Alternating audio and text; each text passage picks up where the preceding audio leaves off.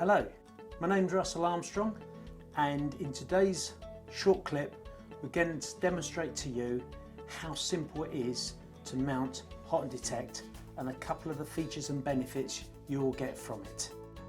And here we've got a typical house builder installed unvented cylinder, and retrospectively I have fitted a hot and tundish.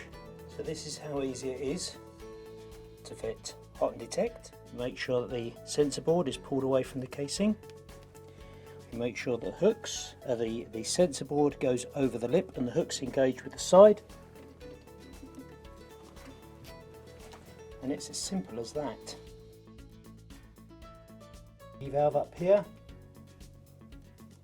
and dribble a small amount of water.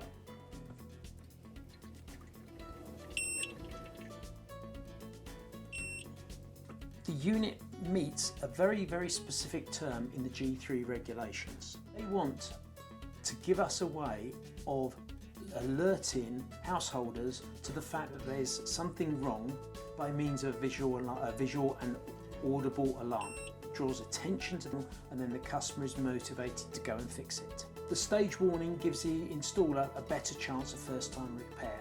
For instance, if we know that water's coming out at 60 degrees C, there'll be a single beep, and the customer will tell that to the installer, and then the installer can triage, or the repairman can triage the fault.